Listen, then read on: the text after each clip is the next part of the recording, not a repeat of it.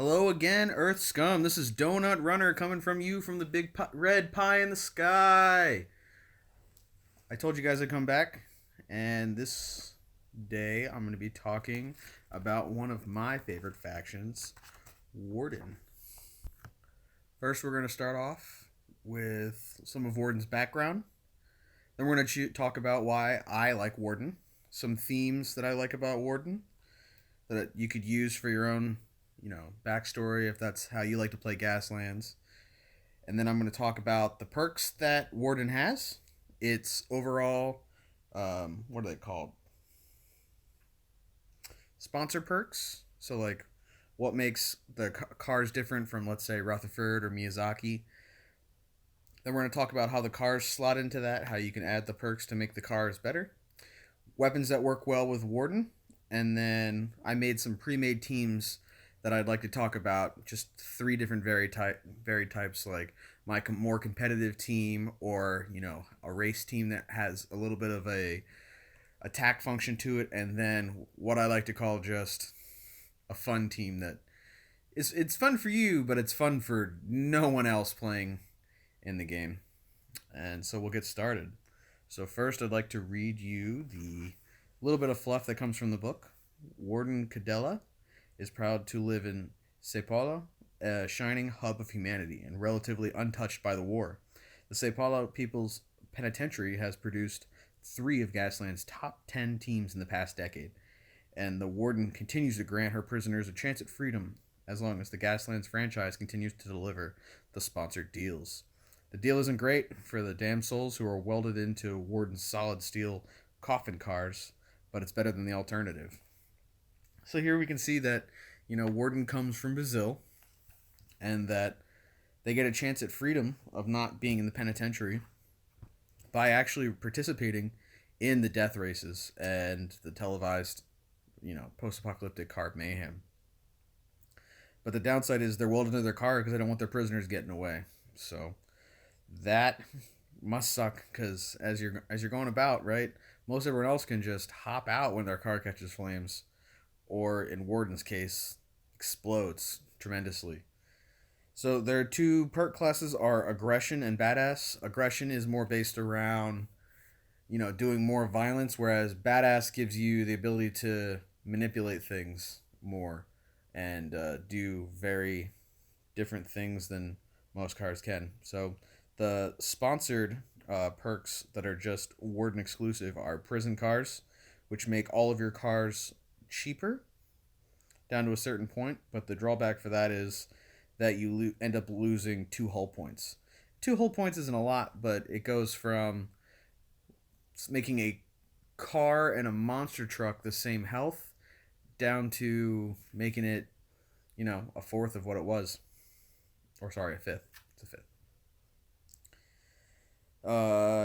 You can only purchase it on middleweight vehicles. You can't purchase it on lightweight ones. And fireworks. If this vehicle is to explode, its controller gains an audience vote. So audience votes are good for responding, reloading, and taking hazards off your vehicles or shifting up. If it was a middleweight, so you get 1 for a middleweight vehicle, or 2 audience votes if it was a heavyweight, in addition to any votes gained from it being wrecked. So if you have a medium weight explode, you'd get 2 with Warden. If you have a heavyweight explode, it'd be 3. And there's one very good perk that incorporates and adds to this that we'll go over in a little bit. But the only downside is you have to discard all ammo tokens from the wreck. So it's good to take ammo for blowing up for Warden, but the downside is if you really want to use that weapon, when you respawn, you don't have any ammo tokens for that weapon unless you reload. So that is just the little bit about Warden from the rulebook. So next I'm going to talk about why I like Warden. Warden, for me, is fun for the purposes of that the perks all work together, but there is a central theme of like explosions, but you can really turn it around from just prisoners who are blowing themselves up to make some pretty interesting lists. And it could be either a battle hammer car. You can make it so battle hammer being you can transfer hazards to you can use hazards to make it so you can smash harder. You can transfer hazards back and forth to different cars. If you do damage, you can reduce hazards. You can make it so your handguns are more effective in your cars. There's a lot you can do.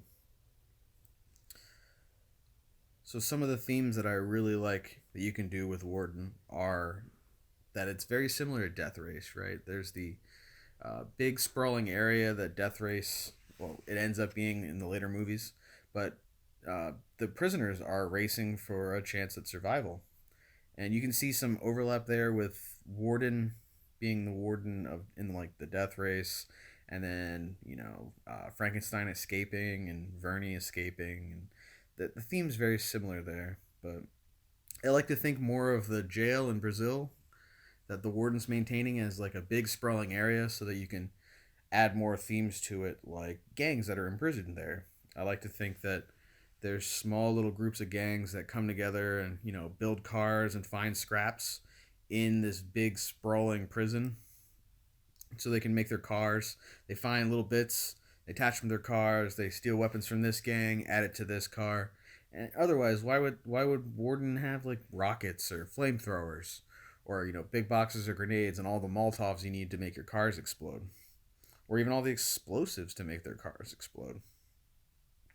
So that you could create like a theme like the Rush Shivers, who are just a bunch of guys who stab each other and make them into a team. Or you could have the explosive hounds. They're all about making the biggest bang they can, because what crowd wouldn't love massive explosions in a death race? I also like the idea before they added highway patrol in TX2 or TX1. I also like the idea of the jailers, you know, profiting off the idea of, joining the race to try to get to Mars with the prisoners that they're with. So, for instance, my name that I use for this podcast, Donut Runner, I got that as that was one of my cars that I designed to race, and it was a Hot Wheels, I think, a taxi, and I had equipped it out to make it into a kind of race car for a death race. So I had a bunch of cars that would, explode on the start line, and then Donut Runner would make his way out. And he's done kind of okay for most games. He did one game where he was just driving donuts at the start line because he couldn't get a good start off because his shift die were just absolutely crap. And then he had another race where he had made it out ahead, and he was even beating out Idris with no speed perks, and he ended up hitting a gate and finishing himself off at gate 3. And there was only one more gate. He only had to make one more gate, but he definitely wanted to end the race there. So, jailers working with the prisoners to maybe get a cut of the action to make it to Mars. That's a pretty interesting theme. Then we have, Vernie's escape story. You could do something there where he originally was like a backstory or like a prequel to Vernie, where he made his, extremely technological engineered car to make it through the death race, and how he finally got off and made it to a place where he could make his own cars and become his own faction. So you could do a cool race there if you would like. So next, I'm going to talk about all of the different perks. I'm going to try to avoid talking about costs because I don't want for cans for cars and weapons and vehicles and such, because I don't want to take away from anyone's want to get the rulebook, because you should really support it if you enjoy the hobby. You shouldn't just be, piecing the data from here, from there. Get the book, support the game, and, someone worked really hard on this. So first, I'm going to talk about the aggression tree. So, for instance, double-barreled is the first one I'll be talking about. So during this vehicle's attack step, up to 3 weapons with the crew-fired special rule may gain a +1 to hit. So right off the bat, you might be thinking +1 to hit on a 50-50 shot. Well, 4/6 of a chance to hit with handguns, one of the most cheapest, and already provided weapons is a pretty good boon. I mean, I'd rather hit a little bit more, especially if you have like a bigger vehicle that has like a crew of like 2 to possibly 8, or even more, depending on if you buy extra crew members. That's a lot of handgun shots for the amount of cans you can get for that, for instance, as well as some of the other weapons that are crew fired. We got the blunderbuss, which we would be useful with another trait, boarding party. Then you have gas grenades, which are crew fired, so you can get a more chance to knock people out and make it so that they have to drive indiscriminately. Grenades, which cause blast. Then you have handguns, which are already equipped on the car. Magnum. So the Magnum is very interesting because it does 1d6 damage, but if you've already spent the amount of cans for the Magnum, why wouldn't you try to make it so that your shot's more accurate so you can get more hazards? Blast being if you actually hit the vehicle and you wound the vehicle, you put another hazard token on them. So I could see that being useful for the Magnum, as well as Molotov cocktails. If you hit with a Molotov cocktail, you set the car on fire, and you get more bang for your buck for every Molotov you throw with using double barreled. My personal favorite that I like to take double barreled for would be the shotgun, which at long range, which is the long template, you do 1d6 damage, but in a 360 arc, because all crew fired weapons are in a 360 arc, so you don't have to worry about facing of your vehicle. So shotgun does 1d6 damage at long, at a, or a double, I believe. Let me check that real quick. Yeah, at a long it does 1d6, at medium it does 2d6, and at a short it does 3d6. So with a Warden car, if you had a shotgun and you had double barreled and you were within a short, you could do up to 3d6 damage on a 3, 4, 5, or 6 of a d6.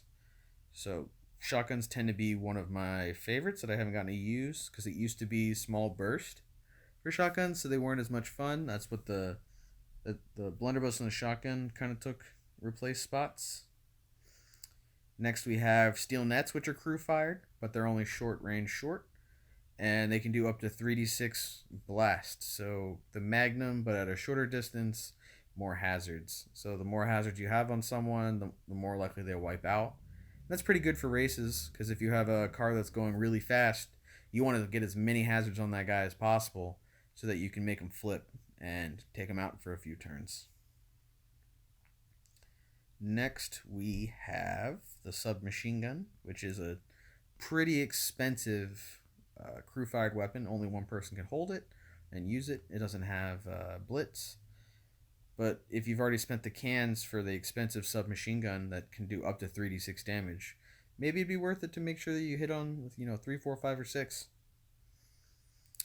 Then I think that's it for crew-fired weapons. So the next perk we'll be talking about is boarding party. So boarding party, this vehicle ignores the distracted rule. The distracted rule is when you hit either terrain or another vehicle, it makes it so that your car is distracted, more or less, hence the name, and you cannot fire weapons off your vehicle. And this could be really distracting, but usually if you are that close, you want to deliver your payload. So boarding party can be very helpful there, meaning this vehicle may attack during the attack step, even if the vehicle is touching an obstacle being car, terrain, any of the number of things. So this usually works pretty well with the next perk. So battle hammer. So if you're hitting a vehicle, you might as well get off your weapons. And boarding party again would work very well for a slew of weapons. One of the weapons that I would like to use the most would be flamethrower, right? Flamethrower is the large burst, which is the larger of the uh, burst that you can use. It's a template. Anything out of the template would take damage. So flamethrowers do 66, which is a hefty cost for a weapon. Uh, 3 ammo. It does splash, so anything under the template takes damage, not just one car. And it sets cars on fire. So getting into range with a flamethrower can be tough, as well as the right facing. If you make like a front mounted flamethrower, you're going to have a rough time trying to get into range without hitting the vehicle. And more often than not, if you do hit the vehicle and you have a boarding party, you can still get your flamethrower off. Any car that gets rammed and hit with a flamethrower, one is probably taking hazards, two is going to be set on fire, and it's going to be on fire for probably more than one turn. Some other things that's worthwhile for would be, again, the shotgun I was talking about earlier. Because if you hit the vehicle, you can now deliver a 3d6 shot instead of anything else. Also, you can get your Molotov cocktails off, set them on fire, hit them with your grenades.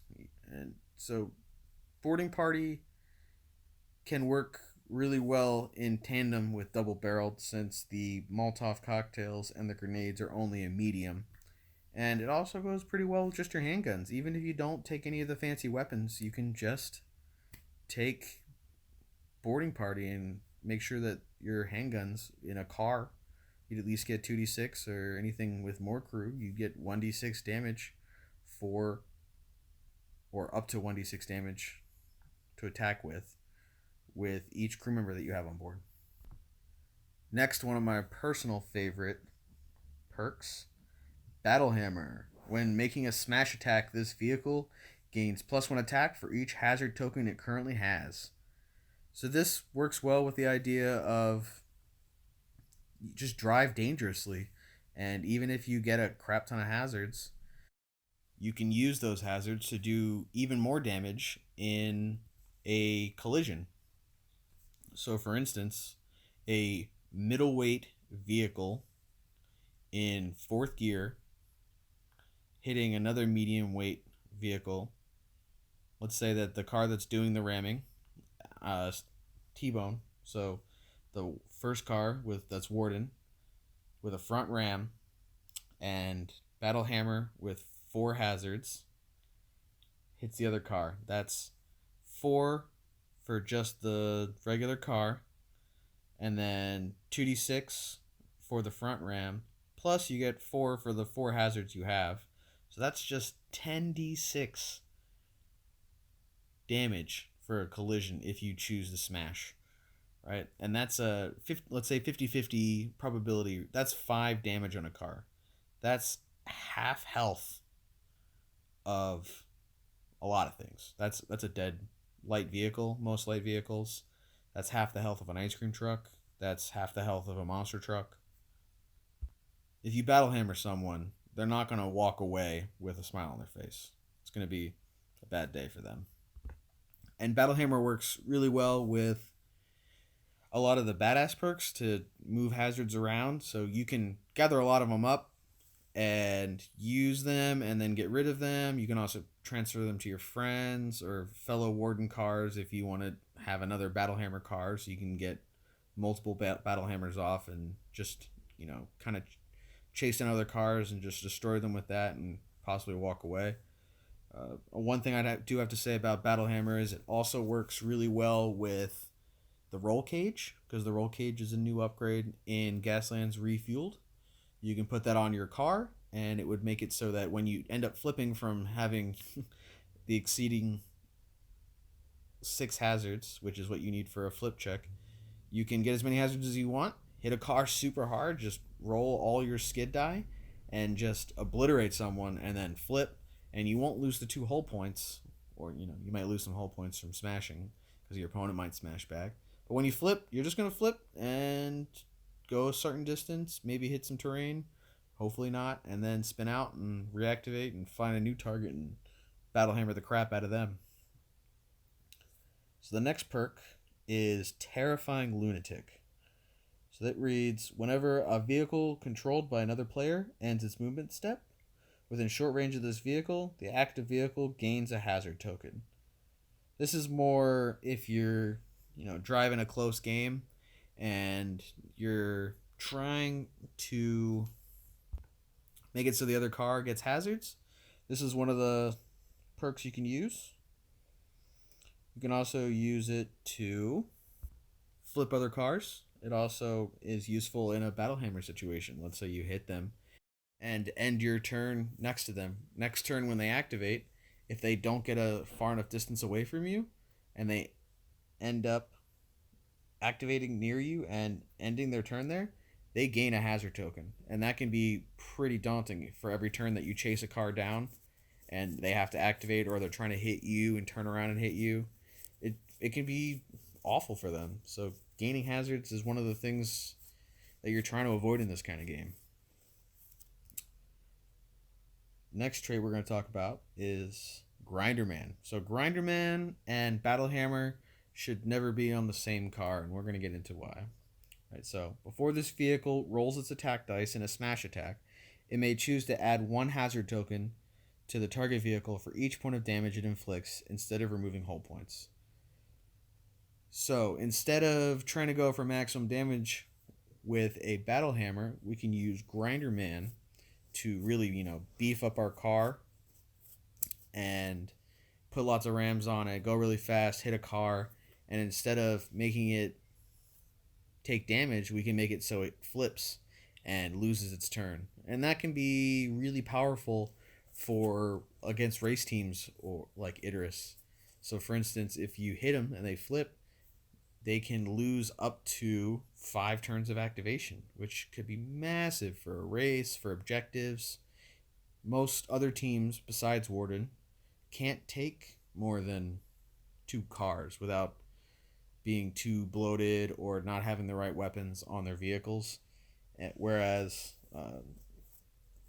it's easy for Warden to just take 1 car and rig it up to be a Grinderman car, knock the team leader out, that's the race team, and now they can just lollygag for up to 5 turns. Thinking back on it, Battle Hammer and Grinderman can be really strong together, because now you're kind of converting your hazards on your car into Grinderman attacks. So let's say that same scenario we talked about earlier with Battle Hammer. Going gear 4 on a car with a ram with 4 hazards, we're getting 10 hits. Let's say we get 5 of them, that's 5 hazards. And if a car is operating with lower than 2 hazards, they're driving very safe. They're getting perfect rolls on their shift die. So if you do 5 damage and they have 2 hazards on them, when it gets to the wipeout step, they're going to flip and they're going to be done. I don't use Grinderman as much as I'd like to. You kind of got to build a team around it. So I'd be interested to try more of Grinderman out in future games. And then we get to the last perk in the aggression tree, Murder Tractor. Murder Tractor makes it so that you can pile drive attack like a war rig. So there's some confusion in the last edition about pile driver.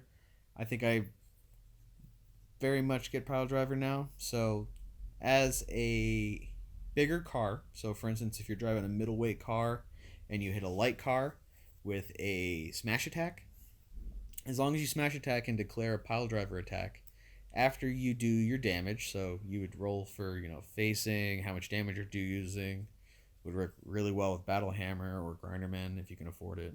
But let's say the monster truck, which is a heavy vehicle, has a ram, hits a car. After it does its damage, it then gets to push the car or any lighter vehicle within a short of its original position and put it into any facing. So theoretically here you could pile drive a, let's say, buggy with a monster truck, do your damage to it, push it within a short, hit it into another terrain or feature or another car and cause another collision and make it harder on someone else's day. So you can do a lot of damage with Murder Tractor, but again, its price is kind of hefty for what it is. And you also have to kind of put it on a hefty vehicle to even be able to get anything out of it. So And then you're going to want to take rams to avoid taking hazards from it, and you kind of have to build it around. It's usually either battle hammer or grinder man or murder tractor, but they can all kind of work together and synergize pretty well. So that's just the aggression tree. And as you can see, they're all about causing problems with either ramming or causing more damage with guns at close range. So that's pretty much what aggression's about. Next, we're going to talk about Badass. And Badass has a lot of the stuff that Warden uses as a support feature to aggression. So, first off, Powder Keg. Powder Keg more or less exists for Warden, but it can be useful in other trees like Rutherford. So it reads, this vehicle may add 1 to its explosion checks. Treat this vehicle as 1 weight, class heavier when it explodes. This bonus does apply during the resolution of the fireworks perk. So it just states it very clearly right there. It does affect the Warden perk. So if you take a lightweight vehicle and you put this pretty cheap perk on, say, like a buggy, it'll make it so it explodes at a middleweight, making it so you get 2 audience votes just for a single car blowing up. Or let's say we put it on a car or an ice cream truck. They're both middleweight vehicles and they explode as a heavyweight, which is 2 audience votes plus the 1 for just having a car wreck, making it so you can just respawn that car. That car is only out for a little bit. But the downside of, again, is with the just traits of Warden is that you don't come back with any ammo tokens. So you end up losing the ability to explode more reliably, because usually explosions happen on a 6+, but for each ammo you have on board, it makes 1 more. So let's just say for a real cheap box of Molotov cocktails, you can gain 5 ammo tokens, which takes you from a 6, 5, 4, 3, 2, 1 automatic explosion, right? If you have just a full box of Molotov cocktails, but when they explode, you end up losing those ammo tokens, and now you're just back to a 6+, and it makes it so that you get a lot of audience votes on the front end, but you don't get as many on the tail end of the race. Next up, we got Crowd Pleaser, which says if this vehicle wipes out above 6 hazards, your vehicle flips or spins out, you gain an audience vote. So here we got another way to gain even more audience votes just from the Badass. So using some of the other traits that we might have, like Battle Hammer, driving dangerously to get more hazards to make it so you hit harder, there's a good chance you're going to end up flipping. And if you're flipping, there's a downside that you're going to be down for a few turns, but you might as well get an audience vote out of it. So why not take Crowd Pleaser? Next trait is Road Warrior. So Road Warrior, once per activation, if this vehicle has successfully caused 1 or more hits on an enemy vehicle at any point during this activation, this vehicle may remove a single hazard token at the end of its attack step. So let's just say you're just driving some regular cars and you hit them with a handgun. Good job, you hit them on a 50 chance, 50-50 shot, and they didn't evade because they're in a low gear. You did 1 damage, and if you have this perk, you just take a hazard token off. Easy as that, right? So let's say we battle hammer a car. We lose a hazard token after we successfully do some damage. Or we murder tractor someone into some terrain, lose another hazard. So it can be useful if you're going for like a skirmish where you're just coming in, doing some hits, driving off. You can make it so your driving's a little bit safer. It mitigates a little bit of that risk of driving dangerously, like anyone would be in a game of post-apocalyptic car mayhem. Next up, we got Cover Me, which I don't use as much, but I probably should. Cover Me says, once during its activation, this vehicle may remove a hazard token and place it on any friendly vehicle within doubled range. So for instance here, if you built a Warden team that had like a heavy bruiser, you could make it so that there was lighter cars behind them with a higher handling, because usually the smaller a car is in Gaslands, the more handling it has, so you can roll more shift die, negate more hazards. So if that car has worked itself up with, let's say, something I keep going back to, Battle Hammer. Let's say it got up to 5 hazards, and next turn it activates. It can remove a hazard token and put on another car, who can then remove him with shift die later on in its activation. So Cover Me is not too expensive. It's pretty helpful in the right scenario. Next up, we have Madman. So at the end of this vehicle's movement step, if it has 4 or more hazard tokens, it may remove a hazard token and place it on another vehicle within medium range. So this is similar to Cover Me, but it means that you have to have at up to 2/3 of the hazards you'd already have to cause a flip. And again, your vehicles, if they're going for the theme of a smash attack and less of a shooting, here you're going to already be close to a vehicle. Let's say you battle hammered and you're already on them. You probably have gotten more than 4 hazards. So let's say we got up to 6 hazards and we have Cover Me and Road Warrior. Once we damage that car, we can transfer 1 hazard to them. This might put them over the limit for a flip, as well as you can put another hazard on a friendly vehicle you have nearby. So now you've gone from a definite flip at 6 hazards back down to 4 for not even that many cans. So again, Badass is a lot about negating hazards or transferring them or using hazards in a fun way that's not normal for everybody. Next up is Bullet Time. If this vehicle resolves a slide, slides being only 1/6 of the die, during its movement step, they may select one of its vehicles to count as turret mounted for the rest of the activation.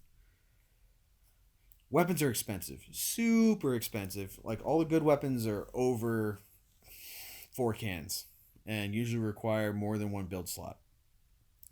With Warden, you've already gonna probably be spending a lot on perks. You might be needing more cars just to negate more hazards. So a good option is just to slap a high damage weapon on a vehicle with a good handling ability. Take Bullet Time and slide and get a good solid hit off. So a lot of the stuff is about, a lot of the perks between Aggression and Badass are about close melee combat, whereas Bullet Time gives you a little bit of ability to swing and use your hand at shooting a little bit more. It's also more suited for Rutherford, I'll give you that, but it's also something Warden didn't necessarily need, but very much appreciated in Refueled, because Bullet Time is brand spanking new in Refueled. So that is the perks, Aggression, and Badass for Warden.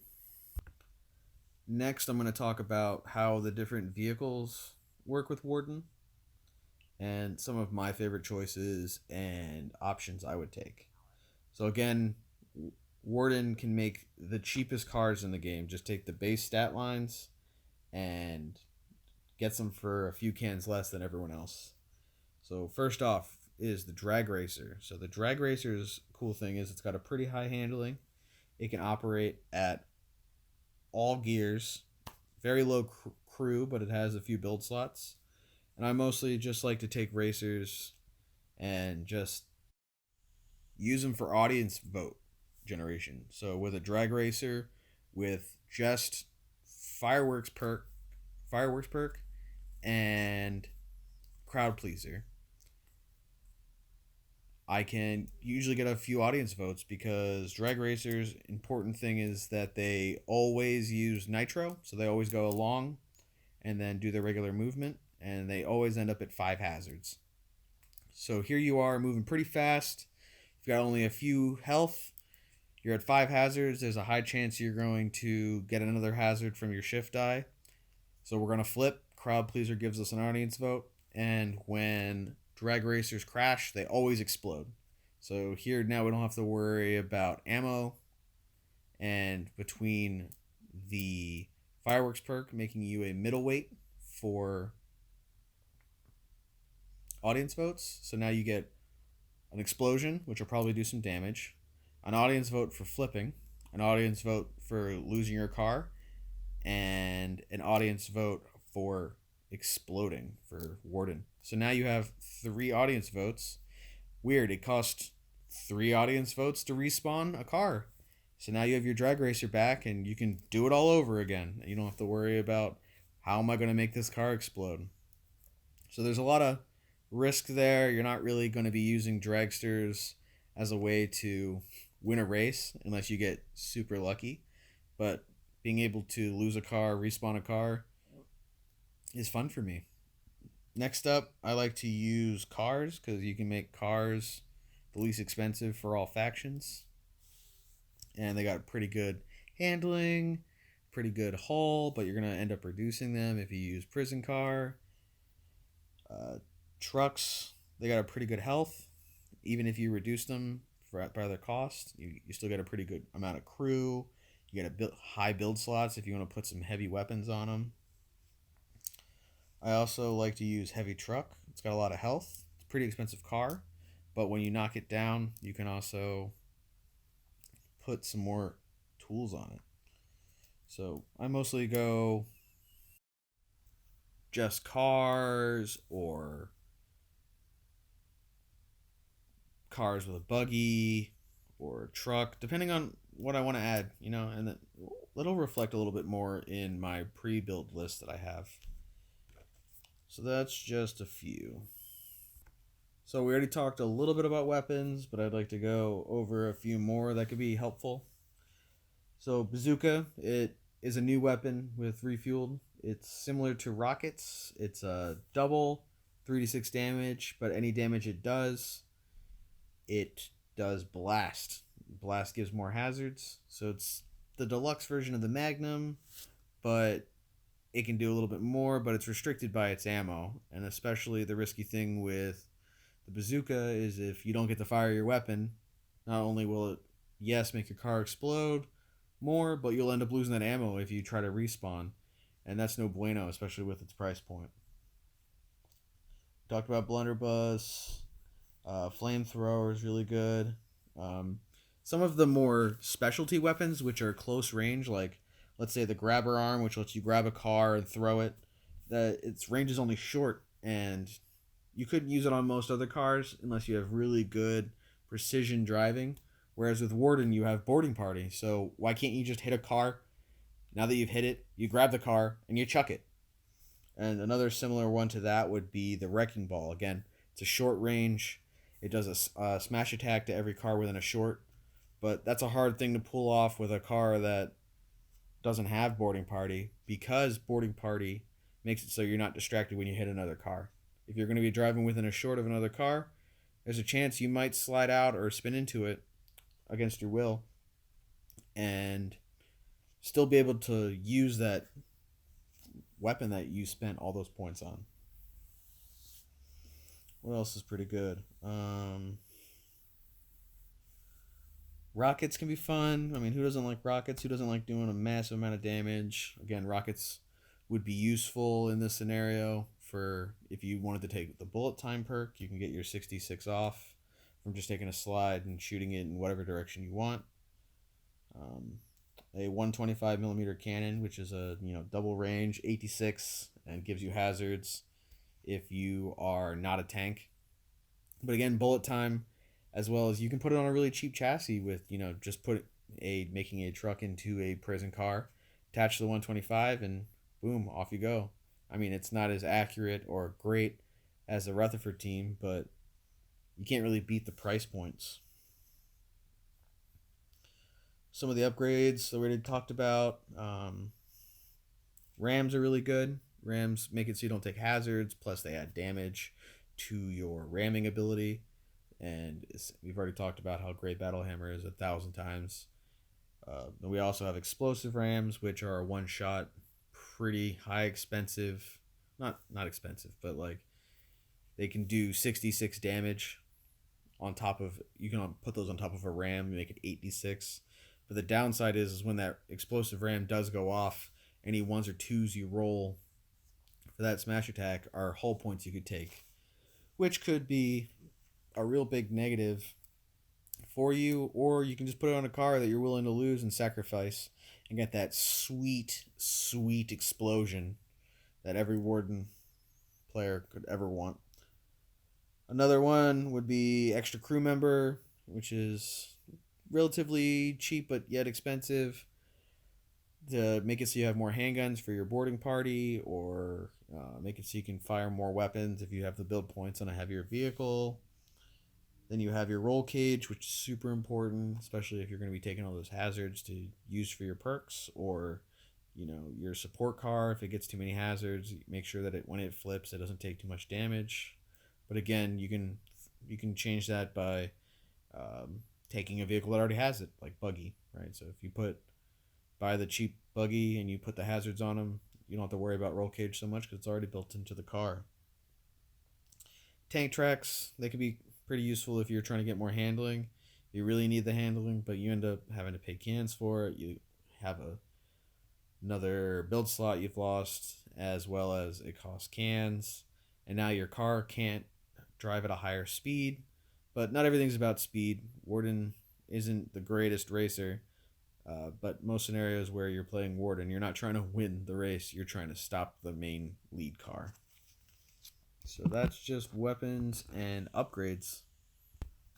Next up, I wanted to talk about some lists that I made. They're mostly 50 can games, since that's what I like to play at, and my buddies and me like to play at. I mean, I did make one single 25 can Warden team, but you can see that at 25 cans, Warden doesn't really shine, but you could do some other things with Warden at 25. So I'm going to start off with my personal favorite, my new all-rounder with the new release of Gaslands Refueled. So I want to take 2 dragsters, one with both with powder keg and crowd pleaser, so that they can respawn indefinitely, and if I really need the audience votes, I can use them, because dragsters can win you a race, but they probably won't as a Warden team, so probably flip more often than not. But here I can rely on them to at least generate me audience votes. And there's some games like Saturday Night Live where it's all about gaining audience votes, because they also give you victory points. So this team is designed to try to race, try to play most scenarios, and do pretty well. So that'd be 2 dragsters with powder keg and crowd pleaser. Next up would be the car that I have, which has double barreled, which gives me +1 to hit with my hand weapons. Boarding party, so when I hit another car, it makes it so I can still shoot. A front ram, because hell yeah, front rams. 2 shotguns, so that when I do end up ramming them, I can get up to 66 shots worth of damage against other cars. Road Warrior, make it so I can transfer a wound after I do shoot said shotguns.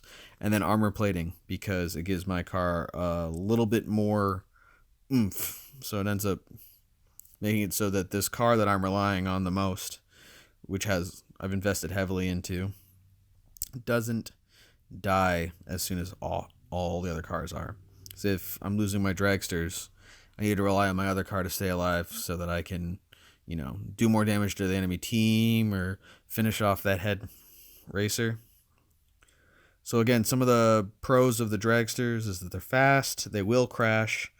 You get 3 VP when they crash, and they can respawn themselves because they'll be getting the audience votes. And I mean, they explode at medium weight, which is 46 explosion, which has the blast rule, and nobody wants up to 46, which could be average 2 hits, and at maximum it could be 8 hits, and they all have hazards on them. So that can be unpredictable, but still rewarding.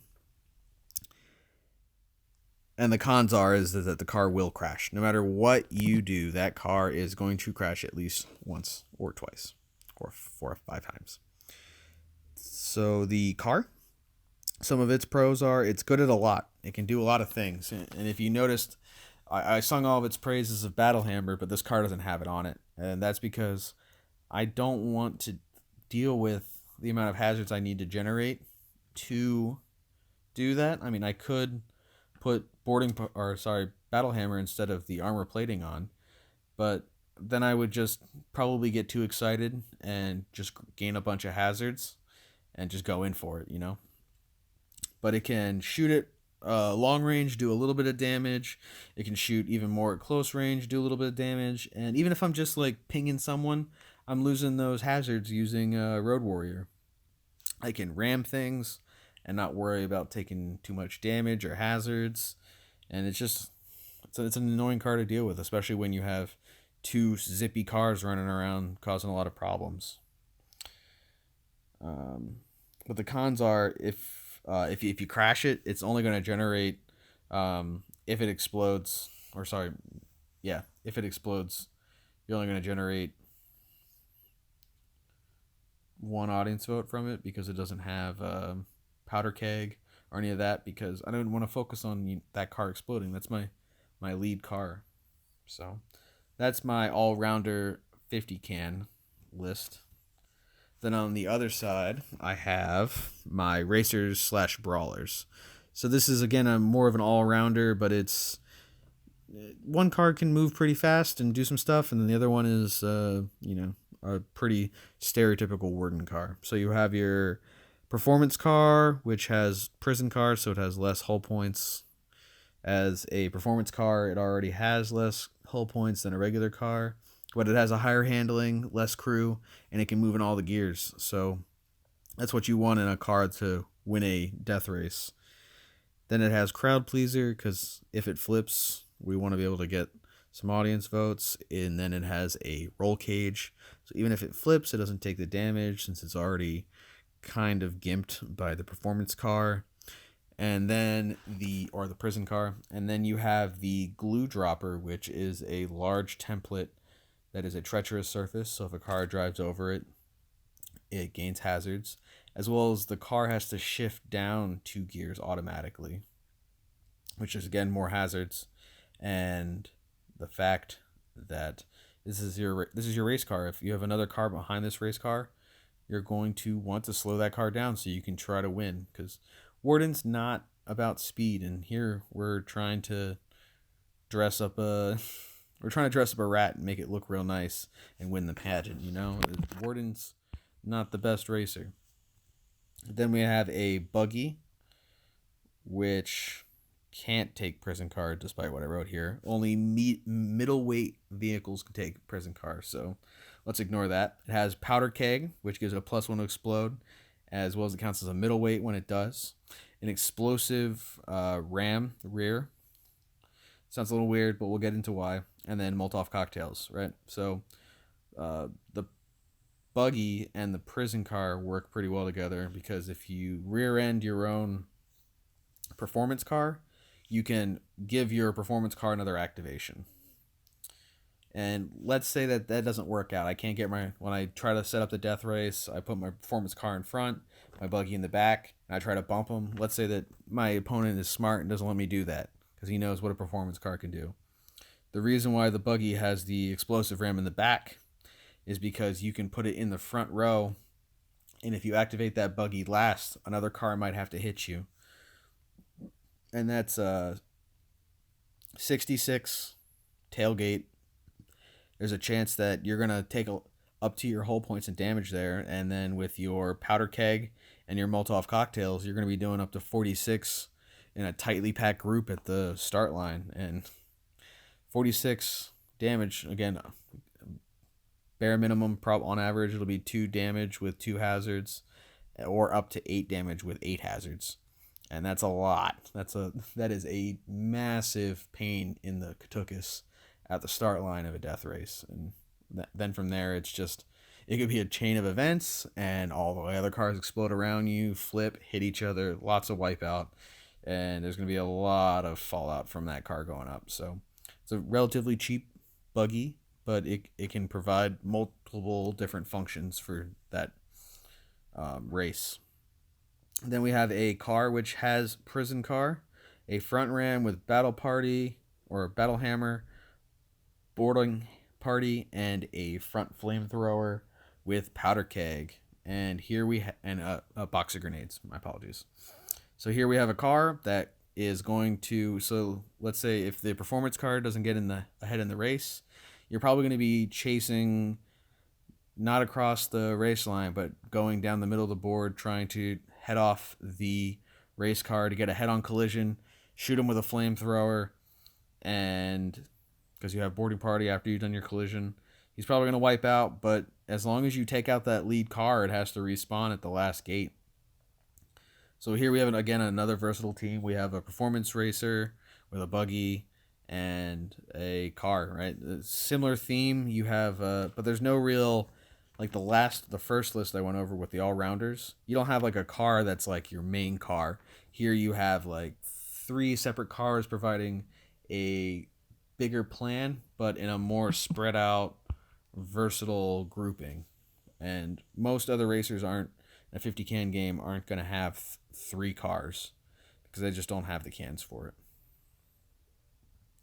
So some of the pros, your ram car will kill anything it rams. So if you ram a medium weight vehicle, you're going to do your gear in damage plus fire off that flamethrower if you've ran into a vehicle. So bare minimum at 4th gear, you're gonna probably roll 10 die, and that's not even counting your hazards.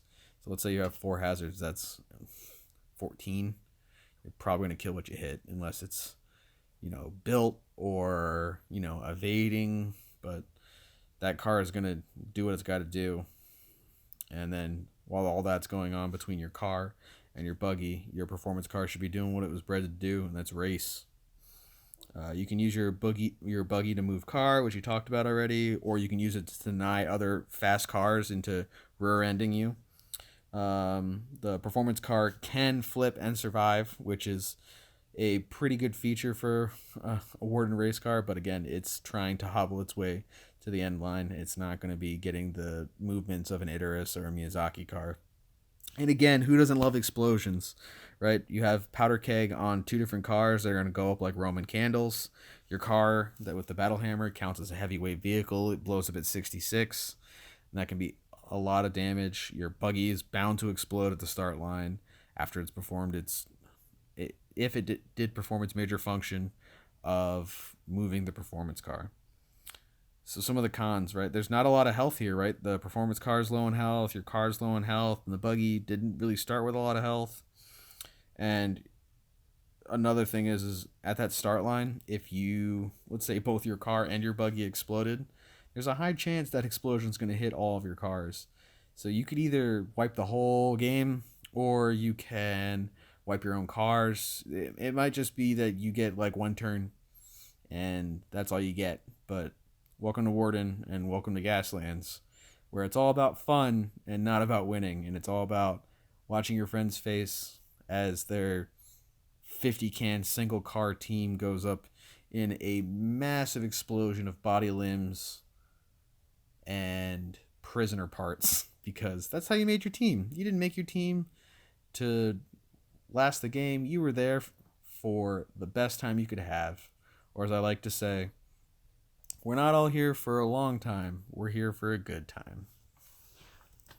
So the next list, which I call the wacky list, or at least it's how I wrote it here, is you take a ice cream truck and give it prison car, which reduces its hull points, and you also take powder keg, which gives you the audience vote for it exploding, as well as gives it a +1 to explode and makes it a heavyweight. So not only will you be getting the 2 audience votes for it exploding, but also for it wrecking. And to make sure it does that, you're going to take Molotov cocktails and grenades and double-barreled, which will give you a bonus for the 2 crew inside the ice cream truck to throw Molotovs and grenades. Molotovs causing fire, and the grenades causing hazards, which will keep vehicles on fire. And that makes it so you can buy exactly 5 ice cream trucks like that. So we're going to go over the pros and cons real quick. So the pros is that you're going to have 40 hull points.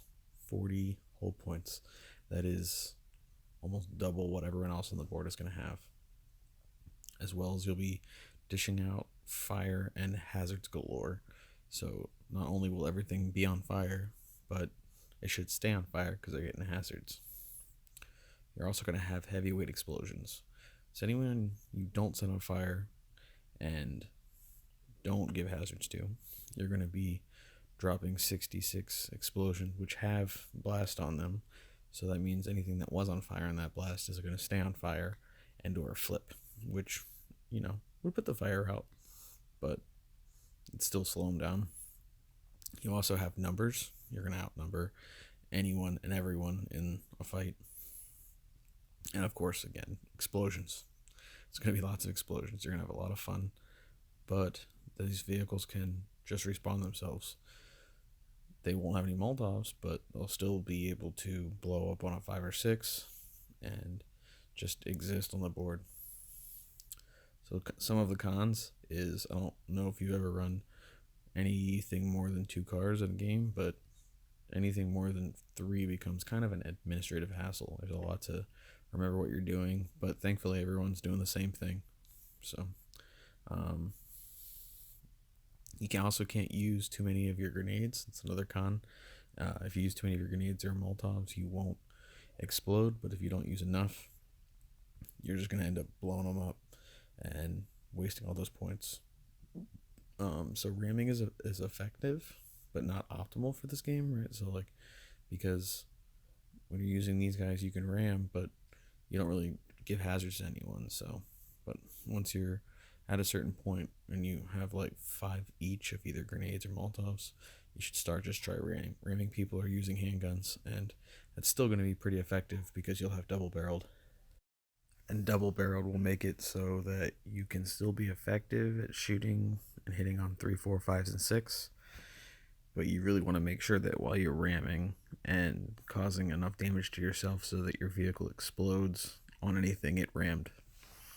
Another thing for the ice cream trucks is their handling isn't very high, so you're not going to be getting too much maneuverability, and you won't be going very fast because you're actually, what is the max gear? I think it's 4. I want to be sure so I don't say the wrong thing. It is max gear 4. So it's a pretty safe gear. I mean, you're less likely to flip, but you just won't be winning any races with them. And again, if you play this list, you're going to have fun. I mean, but no one else is, right? It's just going to be a big old mess of explosions and everyone's team's going up in a puff of smoke and just raining prisoner parts on your friends. And I think this is a team that Warden Cadella would like. It's actually pronounced Warden Cadella, but she would very much like the idea of no prisoners making it out and still getting her sponsorship from the Gaslands group. So that is my 3 lists that I have built for Warden. So I hope you found this useful and that more people might get out there and play Warden, give it a chance. I think it's a lot of fun. It's not the shootiest, it's not the strongest, it's not the best, but it has no real specialty besides some good ramming, but I think that Warden can be a good contender for all-rounder and doesn't have any of the weird special rules like make this many slides or spins or make a side collision with different cars like slime. It's all about just causing as much mayhem and blowing up and just making a mess of the whole thing. Thanks for listening. I really hope that this opened your eyes to how great Warden can be and how much fun I have playing Warden in Gaslands. Thanks for everyone's input about the podcast. I think that it's going pretty okay and that a lot of you are enjoying it and there's rave reviews about it. I recently talked to my buddy about playing Let's Plays, and hopefully we can make that interesting. We have some internal rivalries, for instance, the character Donut Runner, right? And his characters of Idris of Ghost Inspector. They've been having a little bit of rivalry on the board. They've taken each other out numerous times. Thanks for listening, and hope to catch you next time.